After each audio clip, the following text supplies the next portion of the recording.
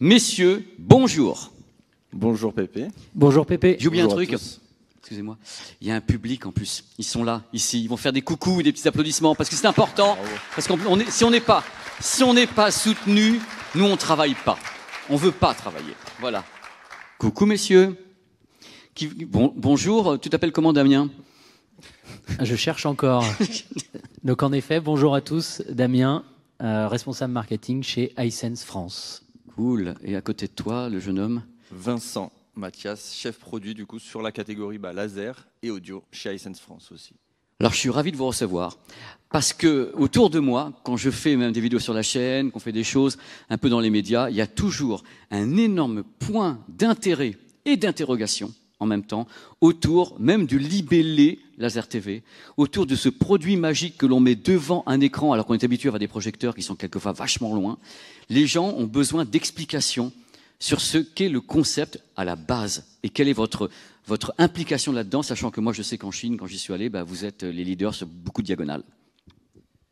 En effet, déjà je voulais remercier sonetvideo.com de nous accueillir et on ressent en fait cette demande que tu viens d'évoquer sur le stand iSense. Pour ceux qui auront la chance de passer aujourd'hui, demain, n'hésitez pas à venir nous voir. Et on a toutes ces questions où les gens nous disent: je vois beaucoup ce produit-là sur Internet, je veux le voir en vrai, j'ai enfin la chance de le voir et après chacun se fait son avis, c'est plutôt des retours positifs, donc tu as complètement raison sur ce que tu dis. Faut peut-être déjà démarrer en expliquant qui est iSense. iSense, on est un des leaders mondiaux des téléviseurs historiquement et on a lancé il y a maintenant une quinzaine d'années une technologie qui est le Laser TV. Le Laser TV, c'est de l'ultra courte focale, c'est un vidéoprojecteur que l'on met à quelques centimètres du mur qui permet d'avoir une diagonale énorme, 100, 120 et même plus, 100 ou 120 pouces. Et en effet, iSense est leader sur cette technologie depuis maintenant quelques années et on commercialise en France depuis maintenant un peu moins de 10 ans cette technologie assez innovatrice. Bon, c'est ça. La base, c'est ce que les gens n'arrivaient pas quelquefois à saisir au travers, quelquefois d'un visuel ou d'une pub, c'est qu'on a un écran ou quelquefois un mur. On va pouvoir en parler parce que l'idée, c'est que la première truc qu'on m'a dit également, oui, il faut un écran. C'est bien gentil de ramener le truc près du mur, mais moi, il faut que je mette un écran. Donc, il y a des nouvelles technologies également chez vous. L'idée, c'est donc d'avoir un produit qui est pas un fond de salle, qui n'est pas un téléviseur non plus, mais considéré comme une sorte de téléviseur, qui est une boîte magique. Et quand vous l'allumez, vous avez une image tout en étant proche de l'écran. C'est la base. Mais justement, est-ce qu'il faut, quelles sont les gammes? Est-ce qu'il faut vraiment un écran impérativement pour travailler avec ce type de produit? Comment ça se passe, Vincent? Toutes ces questions, on se les est posées justement quand on est venu un petit peu faire développer la gamme et les différentes gammes. Un point qui était très important que Damien a signalé ici, c'est que c'est une technologie qu'on a développée, qu'on a amenée sur le marché. On a plus de 2000 brevets aujourd'hui, ce qui nous positionne vraiment, j'ai envie de dire, un petit peu en capitaine de catégorie sur la technologie laser, qui devient de plus en plus le nom un petit peu référent pour ce qu'on connaît en vidéoprojection ou projecteur. Alors, pareil, je pense que la première base à poser, c'est pourquoi ce n'est pas un vidéoprojecteur, hein, et pourquoi c'est vraiment la fusion entre l'univers de la vidéoprojection et de la télé. Et là, le premier point, j'ai envie de dire, c'est la technologie en elle-même, c'est du laser à l'intérieur. Et donc, on vient se différencier de la vidéoprojection, en général fond de salle, qui est en LED ou en ampoule, donc avec une durée de vie. Il y a des lasers aussi. Hein. Il y a des lasers maintenant. Le prix est beaucoup plus cher que ce que vous proposez. C'est ça, tout à fait. Donc maintenant, il y a du laser, mais cette technologie, justement, laser, pas que chez iSense, permet une meilleure luminosité, une plus longue durée de vie. On est sur des standards télé de 25 000 heures. Et qui vont permettre en effet, comme le disait Damien, d'aller chercher en plus de la très grande taille et d'avoir du coup dans les produits qu'on propose en UST ou en longue focale. Tu expliques UST parce que peut-être les gens ne savent pas ce que c'est que UST. C'est vrai qu'on utilise beaucoup de jargon, mais du coup UST étant la traduction anglaise de ultra courte focale en français. Donc c'est des produits vraiment où on vient chercher une disposition, une installation d'une projection à 30 ou 40 cm de son mur. Donc installation télé. Alors justement, ma question, c'est les gens qui aimeraient justement acheter ce type de produit, à signaler que ça, ce n'est pas un projecteur, c'est pas un morceau de laser TV. Parce que je vois les gens ils disent mais c'est pas. Donc si les gens veulent installer un de vos produits, est-ce qu'ils sont obligés d'avoir un écran dédié qu'ils vont acheter peut-être en bundle avec vous? Est-ce que vous en avez déjà? Est-ce que vous dites voilà, tu achètes ça, mais on met dans le prix l'écran, ou est-ce que c'est une obligation ou pas chez vous? Alors, c'est jamais une obligation. Et aujourd'hui, et c'est ce qu'on présente aujourd'hui sur le salon au PAVS, on a vraiment trois gammes, trois grandes familles de lasers avec trois usages différents. Il n'y en a pas un mieux que l'autre, il y en a un mieux que l'autre en termes d'usage, en fonction de l'usage qu'on va avoir. En effet, on s'est fait connaître par le laser TV, donc qui est chez nous l'alternative à la télé très grande taille. Et donc, comme son nom l'indique, laser TV, pourquoi? Puisqu'il est vendu avec son écran. Donc c'est celui qu'on présente un petit peu dans l'atmosphère salon. Et l'écran, comme tu le signalais, a un rôle extrêmement important puisqu'il va me permettre, l'écran qui est fourni étant un écran anti-reflet, permet d'absorber la lumière parasite ambiante, donc on peut avoir quand on utilise dans son salon en pleine journée ou qu'on a une baie vitrée à côté, et qui va me permettre du coup de profiter de ma projection ultra courte focale, même de jour ou également de nuit. Donc celui-ci, le laser TV avec écran. On est venu en effet répondre avec une deuxième famille qu'on a appelée le laser cinéma, pour les consommateurs justement qui, un, ne voulaient pas forcément d'écran, ou deux, étaient déjà équipés d'écran, puisqu'ils utilisaient de la vidéoprojection fond de salle, et donc ils voulaient juste s'équiper avec une nouvelle console et passer sur de l'ultra courte focale. Et donc ça, c'est notre gamme laser cinéma. Mais l'idée de base, parce que la différence peut-être entre une projection avec un écran fond de salle et le vôtre, c'est que vous, l'image vient d'en dessous. Est-ce que c'est vraiment le même écran qui est capable de traiter une image qui est fond de salle d'une image qui vient en dessous? Parce que quelquefois, on avait parlé justement de l'existence, notamment chez vous, d'écrans qui sont spéciaux pour l'ultra courte focale. Vous avez toujours ça en gamme? Vous proposez toujours ça dedans? Tout à fait, c'est vrai que c'est un point extrêmement important à expliquer. Aujourd'hui, les écrans qui sont fournis avec nos lasers TV sont des écrans dits anti-reflet, ALR pour le jargon du coup, et qui utilisent une technologie à l'intérieur qui est dite Fresnel. Alors qu'est-ce que c'est que la technologie Fresnel? C'est justement un système de micro-miroir intégré dans l'écran qui va me permettre à la fois d'y avoir une homogénéité en termes de luminosité sur l'écran, mais également d'absorber la lumière ambiante. Donc pour répondre à ta question, en effet, l'écran est bien spécifique à de la projection ultra courte focale qui vient par le dessus, voilà. Et tout ce qui vient en dessous est absorbé. Et c'est pas une simple toile. C'est ça parce que les micro-miroirs sont orientés vers le bas. Donc ils vont aller chercher la lumière du laser TV pour aller projeter l'image. Et piéger ce qui vient de là. Exactement. Le truc est dingue. Alors, par contre, moi j'ai aussi des questions parce que j'ai beaucoup de gens qui me parlent comme ça sur ma chaîne YouTube ou ailleurs en posant des tas de questions parce que c'est un festival. Alors, dans ce cas-là, quand vous vendez une laser TV, on est bien d'accord, vos laser TV n'ont pas de zoom intégré, à ma connaissance. Donc, quand vous prenez un produit chez toi, Damien ou Vincent, le truc c'est que par exemple, vous prenez un produit, l'écran fait 100 pouces, il n'est pas modulaire, ou 120 pouces, ou 80 pouces. Vous avez des diagonales figées par rapport aux écrans? Ça va dépendre du laser TV ou du laser cinéma. En effet, laser TV, c'est une diagonale figée. C'est-à-dire qu'il faut le faire le choix avant l'achat. Est-ce que je veux un produit 100 pouces ou un produit 120 pouces? C'est ça qui permet d'avoir la meilleure expérience, que le produit est vraiment adapté à l'écran. Ensuite, pour ceux qui vont rechercher plus de flexibilité, il y a de la solution laser cinéma qui vient d'être expliquée, où là, il y a une focale ajustable et qui peut être utilisée avec ou sans écran sur un mur blanc ou autre. Donc c'est vraiment deux types de produits différents. Un, le laser TV focale fixe, laser cinéma focale ajustable. Et vous avez des possibilités en effet bundle, pas bundle, écran, pas écran, au choix pour le consommateur. C'est ça le truc. Mais l'idée, ce que moi j'aimerais dire, parce qu'avec mon expérience des laser TV, c'est que vous appelez ça un laser TV parce qu'ils ont des produits qui intègrent l'architecture d'un téléviseur. C'est-à-dire qu'avec l'accès à Netflix, tout est dedans. Un projecteur, quand tu l'achètes, ou tu achètes un produit Sony, justement, du stand là-bas, qui est formidable, les projecteurs fond de salle, tu n'as pas l'architecture à l'intérieur normalement. Oui. Vous l'avez. C'est ça, j'aurais bien répondre à ça, parce que c'est marrant, on en parlait sur le stand il y a 15 minutes avec 2-3 personnes qui avaient la même question. La majorité de nos produits laser intègrent un tuner TNT. Voilà. Donc, au-delà des différentes applications, déjà, je peux regarder la télé. Deuxième chose, j'ai une Smart TV dedans, la Smart TV Vida, qui est un écosystème iSense. Donc j'ai grosso modo tous les contenus que je recherche. Mais pas que. En fait, ça s'appelle Laser TV parce qu'on va au-delà de ça. Tous les menus qu'on peut retrouver de calibration dans nos téléviseurs, le contraste, la luminosité, le gamma, son, etc. Voilà, le son, je peux aller le modifier comme je veux. Donc c'est au-delà juste de la partie interface. Et en plus de ça, nous c'est marrant parce que ça nous semble une évidence, mais on a la question, et c'est pour ça que c'est super intéressant de participer à ce genre de salon. Les gens nous demandent, mais la connectique. Et il y a la connectique que vous retrouvez dans un téléviseur, HDMI. Sortie 2.1 IARC, j'en retrouve 4. Voilà. Et vous avez une barre de son en même temps pour certains modèles, c'est-à-dire que vous avez Dolby Atmos, tout ça. Vos produits sont comme une, c'est une barre de son qui fait en même temps de l'image qui l'envoie vers le mur.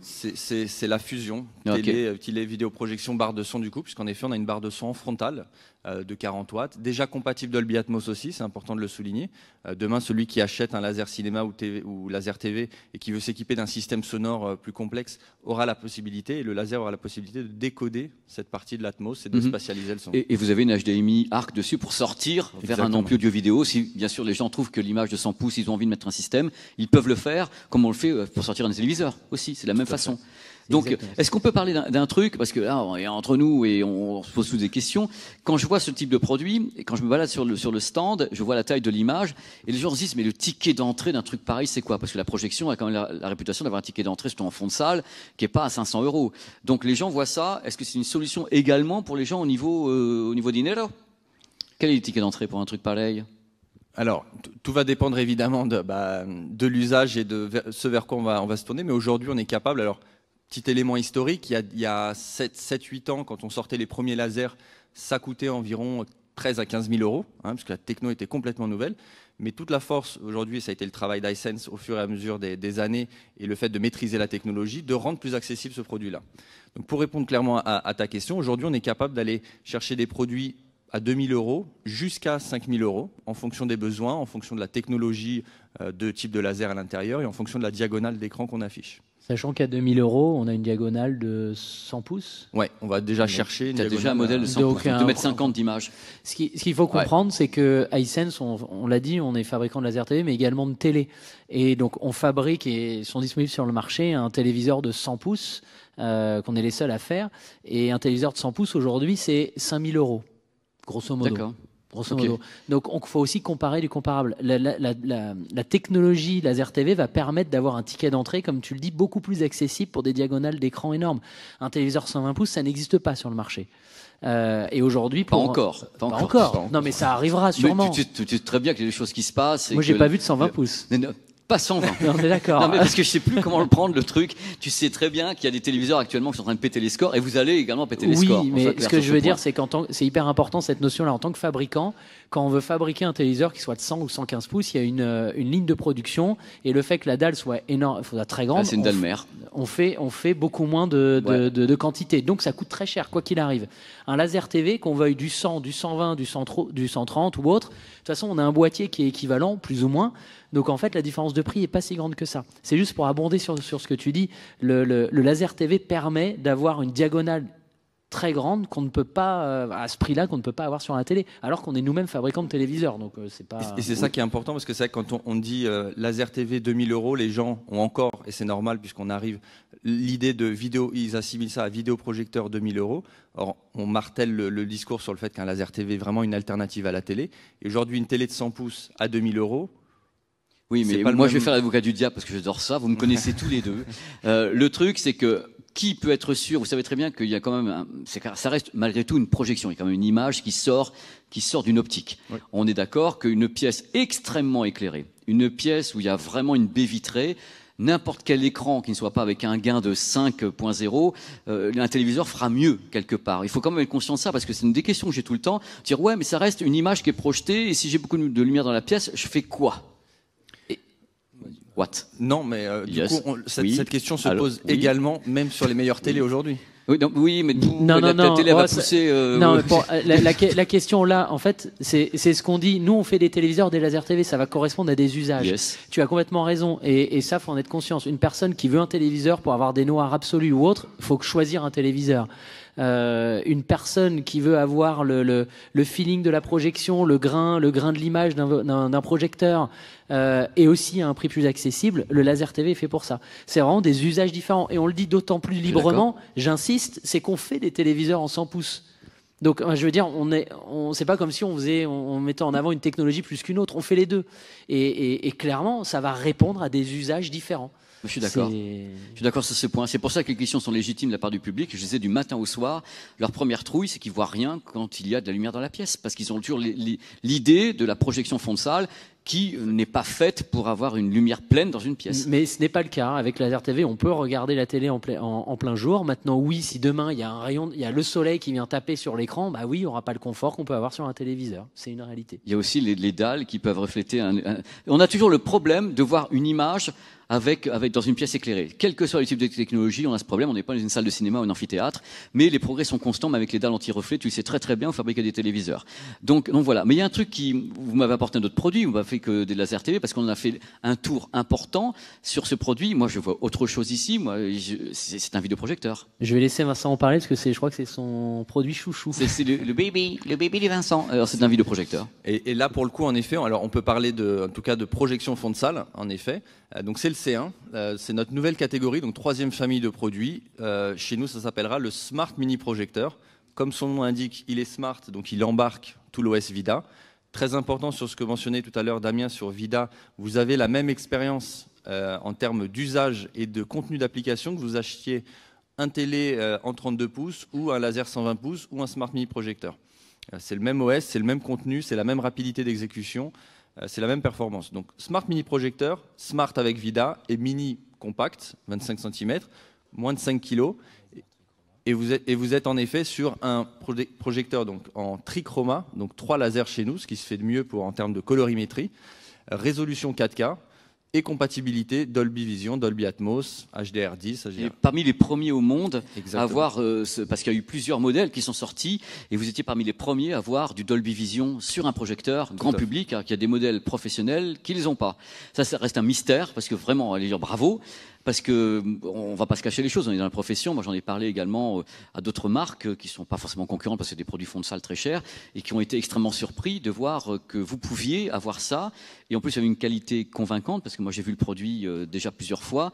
C'est quand même un tour de force, surtout quand on connaît le tarif du produit, sachant que c'est du tri. Moi, je fais un truc très, je m'en base aux faits, je me base sur les faits. 3 lasers avec Dolby Vision, la section audio qu'il a fait déjà dessus. JBL. C'est Harman. Ouais. C'est Harman qui est dessus. Donc déjà, et le produit coûte combien? Et le produit aujourd'hui est à 2100 €. 2100. Donc, on est sur une tranche de 2000 €.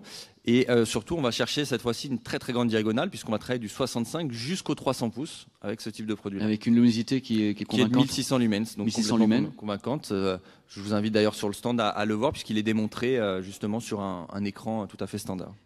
Non, mais on parlait d'usage tout à l'heure. Celui-ci peut être utilisé évidemment en usage sédentaire à la maison, mais comme tu le vois, et c'est pour ça qu'on voulait le montrer, parce qu'en fait, il est tout petit. Il a sa petite mallette de transport, et donc je peux l'emmener chez des amis. Je vais aller regarder un match de foot chez des amis. Si j'ai la chance d'avoir une maison secondaire, je l'emmène. C'est comment je peux avoir le bénéfice d'une projection laser, mais que je peux emmener partout. Et c'est notre objectif vraiment de démocratiser au maximum cette technologie laser qui est prédominante en Asie et qui arrive depuis une dizaine d'années en Europe et en France, et chaque année qui est un peu plus renommé et un peu plus reconnu. Mais ce modèle, parce que j'ai fait le salon de l'IFA de Berlin, il y en a un, mais vous en avez plusieurs. C'est ça, vous avez 2 ou 3 modèles qui sont plus ou moins début de gamme, milieu de gamme, haut de gamme. Celui-ci, c'est lequel que vous nous montrez ici? Aujourd'hui, donc, sur le marché français, c'est du haut de gamme. Dans notre gamme, c'est celle qui est intermédiaire, puisqu'en effet, à l'IFA, ce qui était présenté, c'était une montée en gamme avec un produit aujourd'hui qui est réservé au marché asiatique, donc le C1 Pro, qui venait apporter plus de luminosité, puisqu'on était à 2400 lumens à peu près, avec toujours ce laser trichroma et toujours cette focale de 65 à 300 pouces, et une descente de gamme avec le produit qui était présenté, le C1R, qui pour le coup lui était en Full HD cette fois-ci, plus résolution 4K. Il y en a un qui est Full HD, l'autre qui est avec Upscale 4K. Ouais, ça change tout, oui. Au résultat. Alors moi, je vais poser les questions qu'on me pose. Là, je suis un mec, j'adore le gaming. J'adore ça. Est-ce que je peux faire du gaming avec vos lasers TV ou bien avec ces choses-là? Et quelle est la limitation par rapport à un téléviseur, même de votre gamme? Qu'est-ce qu'on ne peut pas faire sur les produits qu'on peut faire sur vos téléviseurs? Oui. Oui. La question. Attends, moi je suis là le but, c'est pas de répondre à deux en même temps. Donc, le but, c'est de répondre aux 2 questions. Vous débrouillez comme vous voulez. Alors, je commencerai par la Connectic. Connectic sortie RC 2.1 qui me permet en effet, et on fait les démonstrations également sur le stand, j'ai envie de jouer à FIFA, j'ai envie de jouer à Mario Bros, de diviser mon écran ou d'avoir du splitting, je peux totalement le faire avec ce produit-là. Maintenant, je suis un joueur qui va chercher du RPG, de la haute fréquence, et donc à qui le 144 Hz parle. Ce ne sera pas le genre de produit sur lequel on va aller s'orienter. Pourquoi? Puisqu'aujourd'hui, les puces, les DMD, sont quand même bridés, ou en tout cas la limitation technologique fait qu'on est au maximum en 60 Hz. En 60, toute marque confondue. Exactement. Voilà. Néanmoins, à l'intérieur, on apporte ce qu'on appelle du VRR ou de la LLM qui va me permettre justement de fluidifier et d'avoir cette expérience quand même, cette expérience gaming déjà très sympa pour une utilisation salon pour jouer à FIFA ou Mario. Sinon, en effet, les téléviseurs et voilà qui peuvent encaisser. Ils sont 120 Hz, 144 Hz les vôtres ou c'est 120? Les téléviseurs? Oui.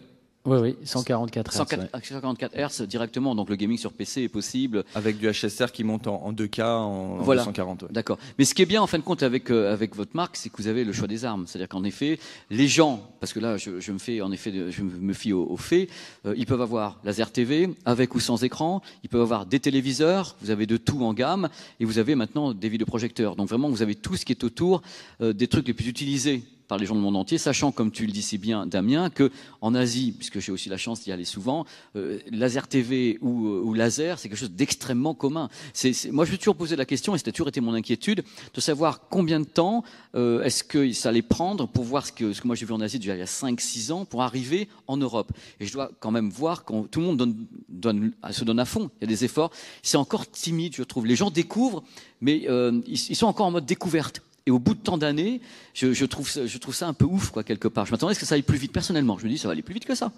Oui, parce qu'il y a plein de choses à expliquer. Il faut expliquer ce que c'est qu'un laser, ce que c'est que la technologie laser TV, mais mine de rien, il faut aussi expliquer qui est Hisense. Parce que nous, en tant que leader sur cette technologie-là, et on a amené la technologie sur le marché français, il faut aussi expliquer qui on est, parce que les gens nous connaissent pas autant que d'autres marques. On est arrivé il y a maintenant une dizaine d'années en France, on a aussi besoin d'expliquer plusieurs choses.